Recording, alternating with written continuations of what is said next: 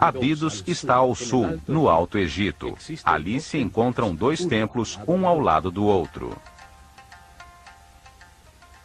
O dedicado por Sete I a Osíris, atrás do qual se encontra a escavação em que apareceu o segundo templo, o Osirion, que permanece parcialmente submerso.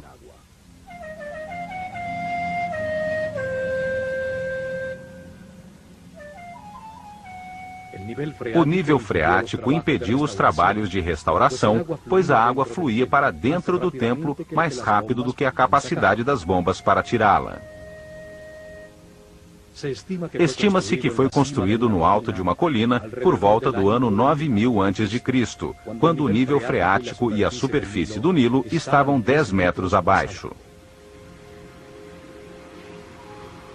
Foi o primeiro templo no Egito dedicado a explicar a vida como parte de um caminho de reencarnações sucessivas, permitindo adquirir dados sobre o universo, evoluindo da ignorância à sabedoria.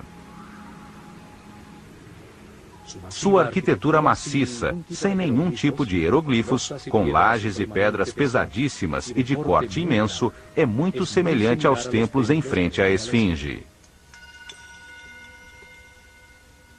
Enormes blocos irregulares, todos diferentes entre si, com cortes de assombrosa precisão, juntas de construção e exatidão de montagem.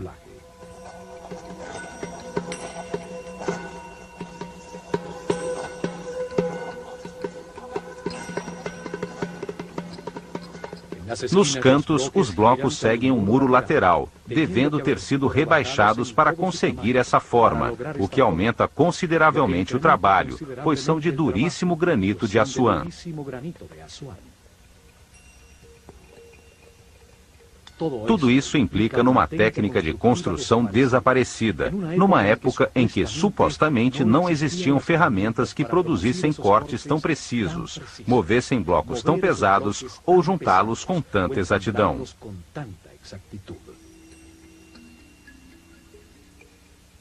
Conhecimentos técnicos herdados dos sobreviventes ao dilúvio, que foram utilizados no estrito e fechado círculo de uma organização secreta de sacerdotes cientistas.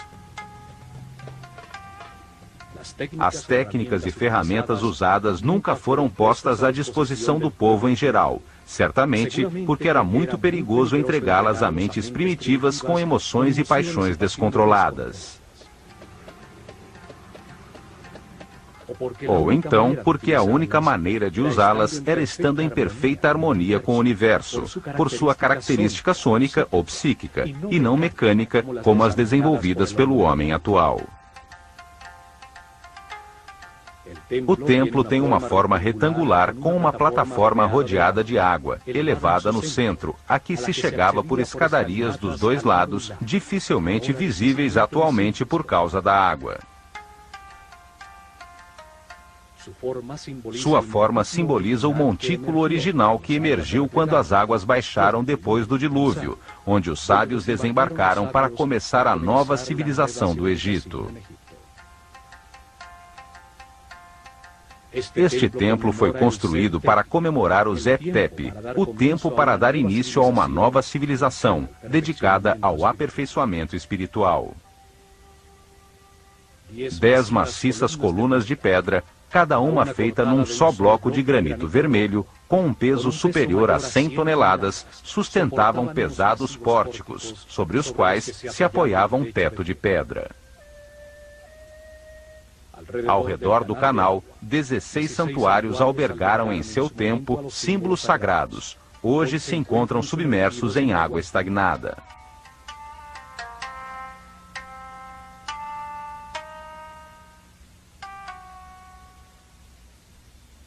No canto superior de um desses imensos pilares, encontram-se lado a lado dois estranhos círculos com figuras geométricas em seu interior, tocando-se nas beiradas. O granito parece queimado com finas linhas circulares.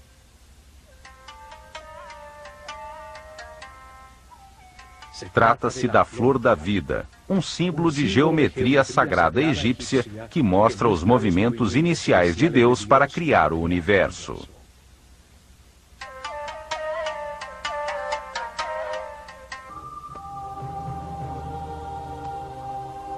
A flor da vida é um símbolo esotérico egípcio que descreve a geometria sagrada que deu lugar ao universo e que determina os processos naturais, como a mitose ou o movimento dos sóis e dos planetas.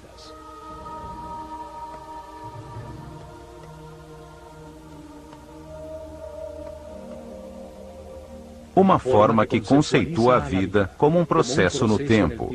A forma que contém os ritmos, as horas, os dias, os meses, os movimentos dos corpos celestes, durante os quais a ideia toma forma, a semente germina.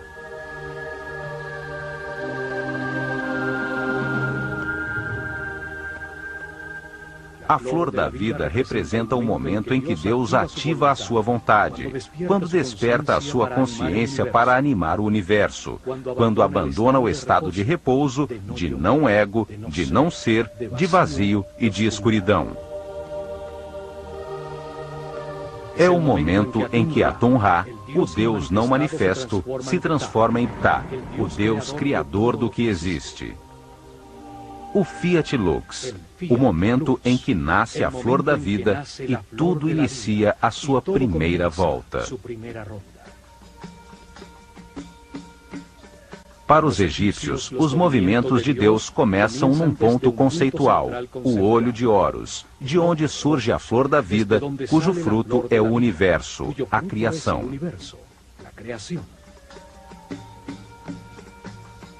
O ponto é referência para saber que existe um movimento. Nele começa a sua geometria sagrada.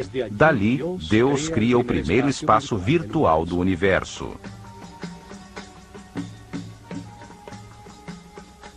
Faz isso projetando-se para fora, como um ponto que avança repetindo-se, formando uma linha reta, a forma masculina. É o Deus Pai que manifesta sua energia e sabedoria.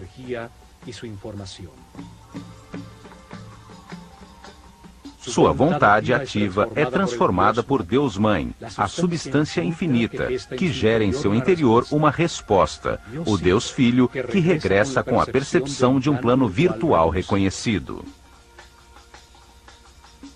Assim os egípcios entendem a Trindade, como um processo simultâneo, equilátero, de dados enviados, recebidos e conscientizados. Por isso, o triângulo equilátero é a base do tetraedro, o primeiro sólido puro, forma primária, masculina de tudo que foi criado. O processo se multiplica no tempo e no espaço, para frente, para trás, para cima e para baixo, à direita e à esquerda. Assim, Deus gera um espaço virtual autorreferente.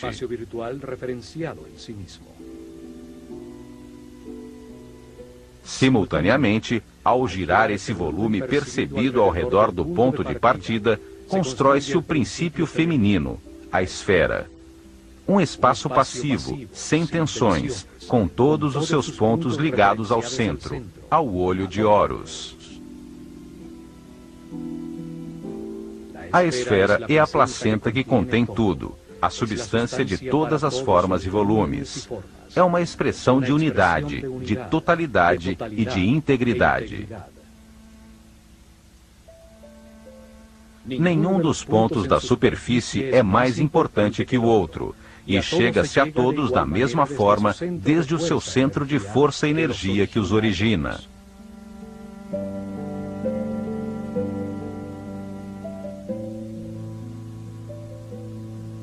Átomos, células, sementes, planetas e sóis, todos fazem eco a essa forma de unidade e potencialidade.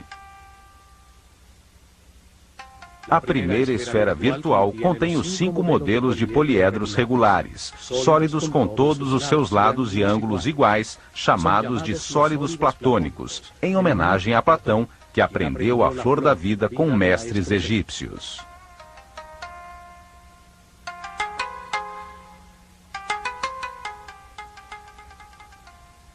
São a base, os tijolos com os quais todo o universo foi construído. Simbolizavam os 5 elementos da natureza: o fogo, a terra, o ar, o espírito ou éter e a água.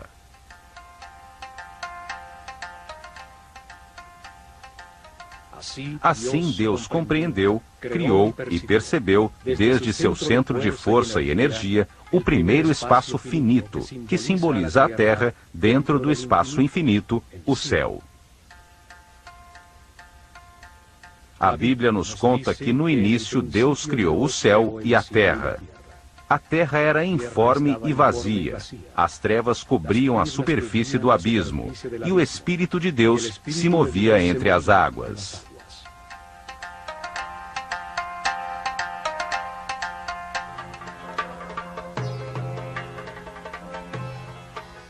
Realiza então o seu primeiro movimento, deslocando-se desde o centro da primeira esfera conhecida até chegar à sua margem, a membrana ou perímetro do espaço. Desde esse novo ponto central, se repetem os movimentos que já conhecemos, gerando-se assim outra esfera. Na interseção das duas esferas iguais, gera-se a forma mais importante das já existentes. É a chamada Vesica Piscis e simboliza o Verbo Divino.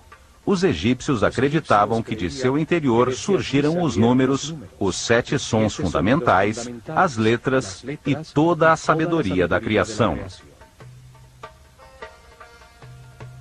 Tem a mesma forma do olho e da boca humanos. Em seu interior, cabem exatamente 2 triângulos equiláteros que, ao estarem contidos num retângulo, são a base da proporção áurea, a divina proporção. Essa proporção foi utilizada em todos os seus templos, como no Osirion, para relacionar as 3 dimensões entre si e estas com a natureza. Daí derivam todas as relações matemáticas fundamentais e os números importantes como Φ e Π. Simboliza também a visão compartilhada, o entendimento mútuo entre indivíduos iguais, terra comum. O Vesica Piscis é o espaço compartilhado, a interseção entre a esfera inicial e a nova, gerada da sua borda. A partir dessa nova esfera conhecida, repetem-se sucessivamente os movimentos em direção à borda exterior, para gerar outra esfera.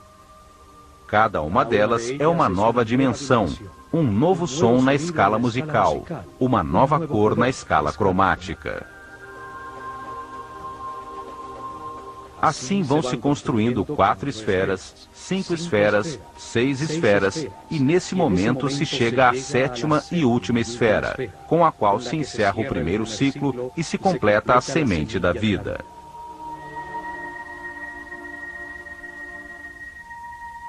Sete esferas, 7 dias da criação, 7 notas musicais, 7 cores espectrais. O coração tem 7 capas de músculos, 7 chakras, 7 sistemas de glândulas endócrinas.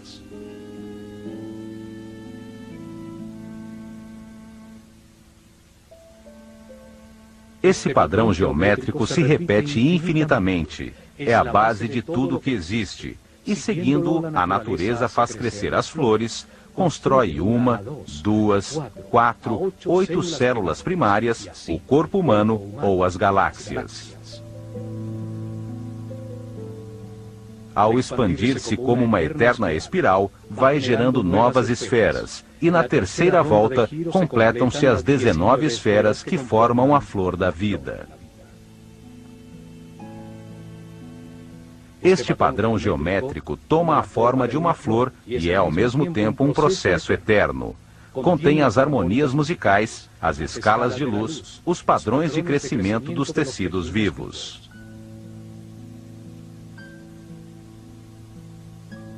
Cada esfera tem a mesma potência de desenvolvimento que a esfera original, dando assim à flor da vida lugar ao fruto da vida que gera sua própria flor. Cada esfera guarda em seu interior os 5 sólidos platônicos, a união da energia masculina e feminina, a reta e a curva, as 2 matrizes geométricas que são a base da realidade existente.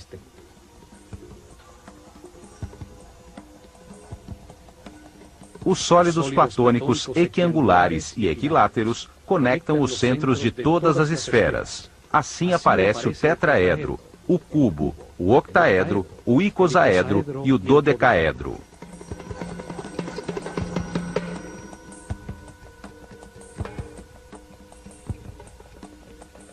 São símbolos da inseparável relação entre as partes e a totalidade. Formam um princípio de unidade para toda a geometria das formas existentes, apesar de sua diversidade. Padrões, formas e estruturas que existem na natureza, da menor partícula a expressões reconhecíveis ao olho humano até o imenso universo. Tudo segue um arquétipo geométrico que nos revela a natureza de cada forma.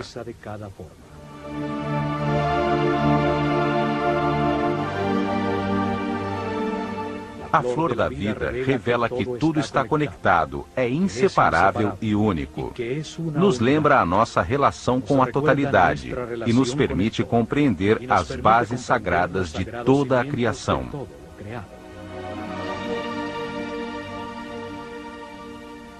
Com ela, os sacerdotes da escola de Horus ensinavam o respirar da totalidade, o que é Deus e como diversifica a sua consciência através da nossa vida.